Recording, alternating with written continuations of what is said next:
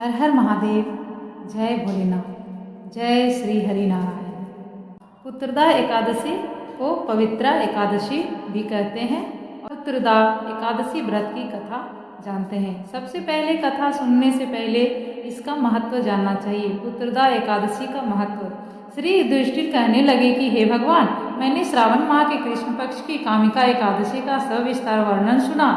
अब आप मुझे श्रावण शुक्ल एकादशी का क्या नाम है, व्रत करने की विधि तथा इसका महात्म्य कृपा करके कहिए। मधुसूदन कहने लगे कि इस एकादशी का नाम पुत्रदा एकादशी है। इस एकादशी को पवित्रा एकादशी भी कहा जाता है।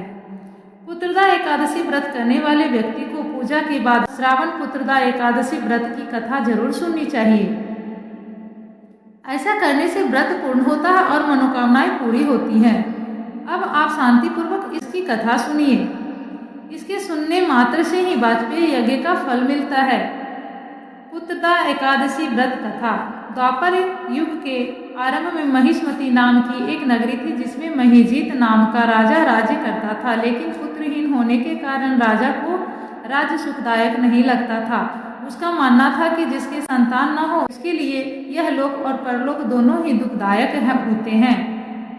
पुत्र सुख की प्राप्ति के लिए राजा ने अनेक उपाय किए, परंतु राजा को पुत्र की प्राप्ति नहीं हुई। वृद्धा अवस्था आती देखकर राजा ने प्रजा के प्रतिनिधियों को बुलाया और कहा, हे प्रजाजनों, मेरे खजाने में अन्याय से उपार्जन किया हुआ धन नहीं है, न मैंने कभी देवताओं तथा ब्राह्मणों का धन छीना है।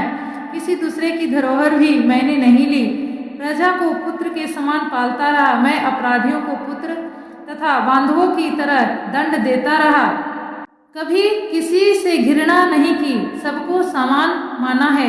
सज्जनों की सदा पूजा करता हूँ। इस प्रकार धर्मयुक्त राज्य करते हुए भी मेरे पुत्र नहीं हैं, सो मैं अत्यंत दुख पा रहा हूँ। इसका क्या कारण है? राजा महिजीत की इस बात को विचारने के लिए मंत्री तथा प्रजा के प्रतिनिधि वन को गए। वहाँ बड़े बड़े ऋषि मुनियों के दर्शन किए। राजा की उत्तम कामना की पूर्ति के लिए किसी श्रेष्ठ तपस्वी मुनि को देखते फिरते रहे। एक आश्रम में उन्होंने एक अत्यंत वयोवृद्ध धर्म के ज्ञाता बड़े तपस्वी, परमात्मा में मन लगाए हुए, निराहार, जितेंद्रिय, जितात्मा, जित क्रोध, सनातन धर्म के गूढ़ तत्वों को जानने वाले समस्त शास्त्रों के ज्ञाता महात्मा लोमस मुनि को देखा, जिनका कल्प के व्यतीत होने पर एक रोम गिरता था। सबने जाकर ऋषि को प्रणाम किया। उन लोगों को देखकर मुनि ने पूछा कि आप लोग किस कारण से आए हैं? निसंदेह मैं आप लोगों का हित करूंगा।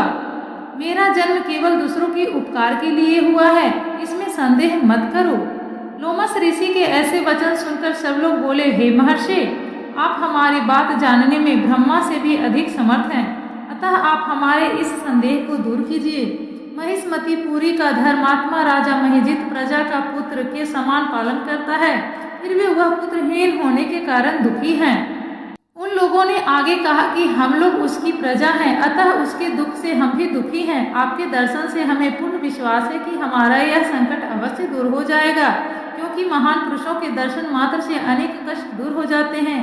अब आप कृपा करके राजा के पुत्र होने का उपाय बतलाएं। यह वार्ता सुनकर ऋषि ने थोड़ी देर के लिए नेत्र बंद किए और राजा के पूर्व जन्म का वृतांत जानकर कहने लगे कि यह राजा पूर्व जन्म में एक निर्धन वैश्य था। निर्धन होने के कारण इसने कई बुरे कर्म किए। यह एक गांव से दूसरे गांव व्यापार करने जाया करता था। एक समय ज्येष्ठ मास के शुक्ल पक्ष की द्वादशी के दिन मध्याह्न के समय वह, जबकि 2 दिन से भूखा प्यासा था, एक जलाशय पर जल पीने गया। उसी स्थान पर एक तत्काल की ब्याही हुई प्यासी गौ जल पी रही थी। राजा ने उस प्यासी गाय को जल पीते हुए हटा दिया और स्वयं जल पीने लगा, इसीलिए राजा को यह दुख सहना पड़ा। एकादशी के दिन भूखा रहने से वह राजा हुआ और प्यासी गौ को जल पीते हुए हटाने के कारण पुत्र वियोग का दुख सहना पड़ रहा है।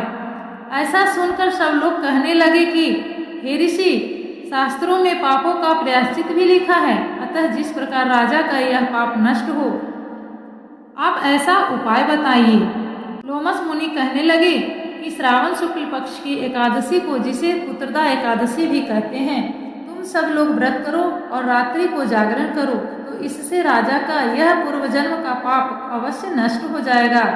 साथ ही राजा को पुत्र की अवश्य प्राप्ति होगी।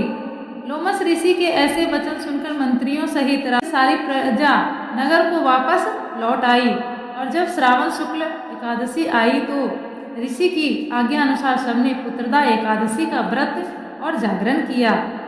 इसके पश्चात द्वादशी के दिन इसके पुण्य का फल राजा को दिया गया। उस पुण्य के प्रभाव से रानी ने गर्भ धारण किया और प्रसव काल समाप्त होने पर उसके एक बड़ा तेजस्वी पुत्र उत्पन्न हुआ।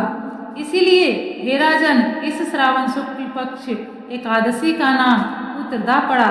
अतः संतान सुख की इच्छा हासिल करने वाले इस व्रत को अवश्य करें। इसके महात्म्य को सुनने से मनुष्य सब पापों से मुक्त हो जाता है और इस लोक में संतान सुख भोग कर परलोक में स्वर्ग को प्राप्त होता है। जय श्री हरि, जय श्री हरि।